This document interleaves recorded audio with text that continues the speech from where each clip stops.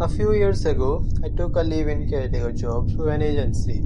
I have since tried to find that agency again. As far as I can tell, it doesn't exist anymore. And honestly, I'm not even sure if it properly existed when I worked for them. The job sounded simple. An elderly man needed someone to help around the house, cooking, cleaning, medication reminders, and basic companionship. The pay was good and accommodation was included, so I accepted. The man I was assigned to was called Mr. Helwood. He lived alone in a large old house on the edge of a quiet neighborhood.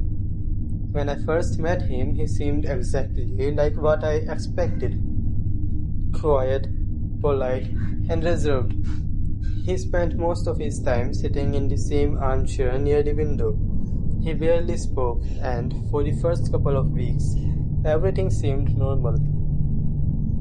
The first thing I noticed was the medication. Every morning and every evening, I prepared the correct dose and handed it to him. He always took it. At least, it looked like he did. But by the third week, something felt off. The bottles were not getting any emptier. I checked the instructions twice. I counted everything again. The numbers did not make sense. The medication should have been running low. It was not. I convinced myself I had miscounted. Then I noticed the food. Every plate came back looking disturbed. The food had clearly been moved around, but hardly any of it was actually gone. At first, I thought I was imagining it. Then I started paying attention, and once I did, I could not ignore it. One evening, I stood in the doorway of the sitting room and watched him. Mr. Halford was on his usual chair, looking out of the window, completely still. I stood there for nearly a minute. Then I realized something. He was not breathing. There was no rise and fall of his chest, no sound or movement, nothing at all. Then, without warning, he slowly turned his head toward me and said, "It's getting cold. Could you check the heating?" I went to check the heating.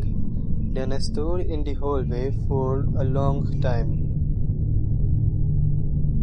That night, I tried calling the agency.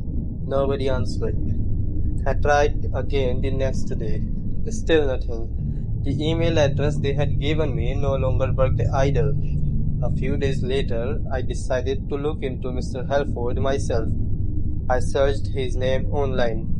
It only took a few minutes, because the first thing I found was an obituary. Mr. Halford had died several years earlier. According to the article, he had been found alone in the house. No family, no close relatives, no one left behind. I read the obituary twice.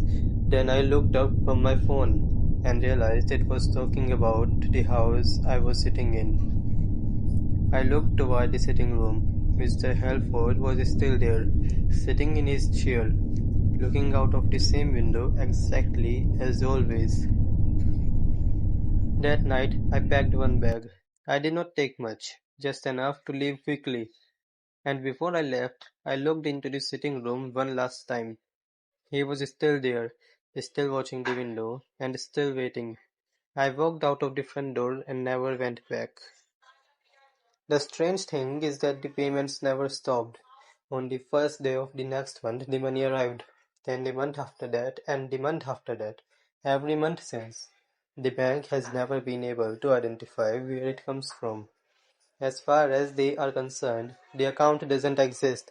Eventually, I stopped asking questions. Some answers don't actually help. Mr. Halford has been dead for years.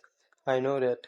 The obituary proved it. But somewhere in that house, in that chair by the window, something is still sitting there, waiting for someone to check the heating.